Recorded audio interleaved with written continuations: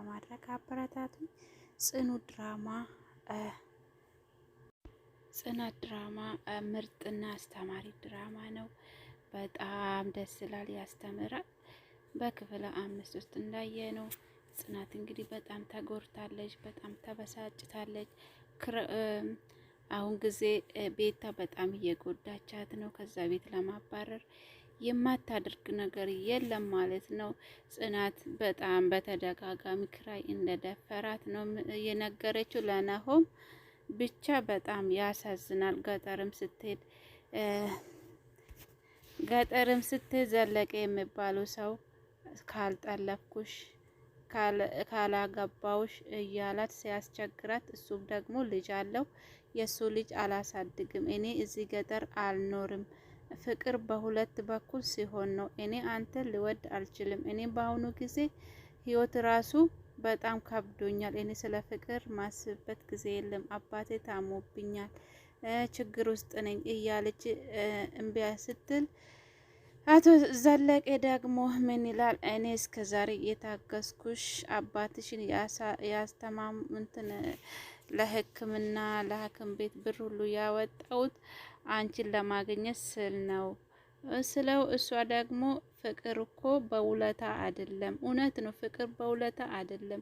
በዚህን ሰዓት ጽናት እንዴት ነው ወደ ከተማ ስትመለስም ታውቃለች። ድሮ በተደጋጋሚ ክራይ እንደደፈራት የቤት ሰራተኛ ብሎ ወስደው የሚያባልግ ልጅ ነውና ይሄ ድራማ እንግዲህ ሰራተኛው የሚያባልግ መጨረሻ ይላል ጽናት ብቻ ቢሆንም ግን ጽናት በጣም ነው የምታሳዝነው። ደህንነት ማጣት ከባድ እንደሆነ ያስተምራል። ሰው ልጅ ሲያጣ ሁሉም ነገር ዋጥ እያረገ ይኖራል ማለት ነው። አይታችኋል ቤታ ምን እንዳደረገችው ጽናት ላይ።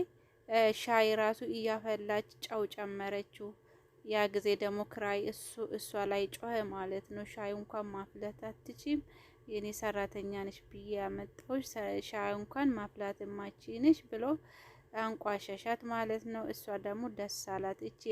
እቺ የማትረባ እያለች ቃላቶቹ ራሱ በጣም ዝቅ ያለ ነው እና የቤታ መጨረሻ ያሳየኝ። እንደዚህ ራሷን ከፍ ከፍ እያደረገች የጽናት በታች ሆና ስትገኝ ታያላችሁ። እና እንደዛ ነው ውዶቼ። ብቻ ጽናት በአሁኑ ሰዓት በጣም ከፍቶታል። ምክንያቱም በዚህ አባቷ እያስታመመች በዚህ ህይወታ ከባድ ውስጥ ናት።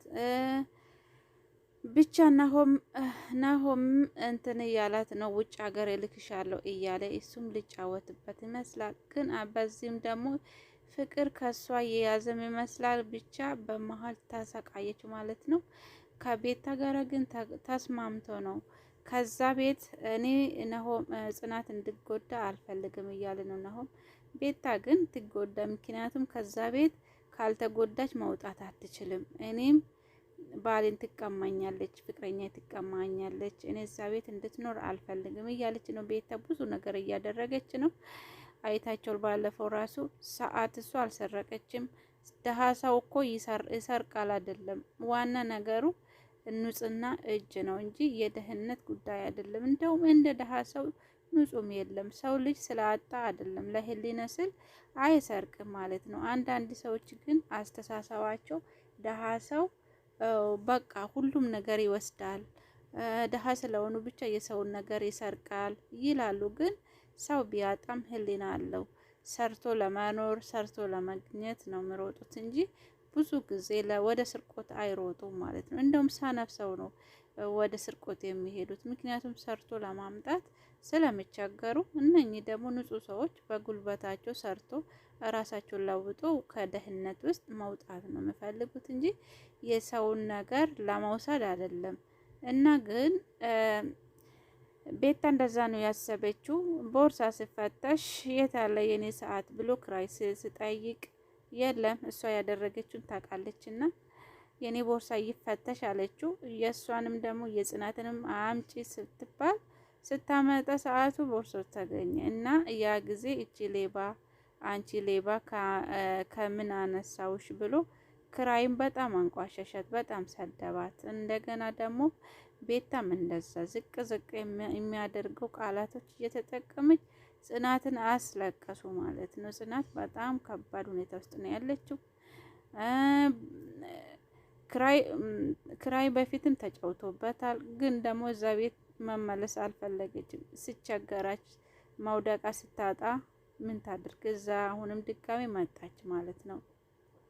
ግን ጽናት ክራይ የምትወደው ይመስላል አላቅም። ብቻ ክራይም ደግሞ ጽናትን የሚወድ ይመስላል። አሁን ደግሞ ወደ ቤታ ተመልሷል እና ናሆም ደግሞ ከዛ ቤት ስትማረር ወደ እኔ ትመጣልኛለች፣ መሄጃ ስታጣ እኔ ጋር ትወድቃለች የሚል ሀሳብ አለው። ውዶቼ ክፍል 6 እስከምለቀቅ ዳና ሁኑ። ላይክ ሰብስክራይብ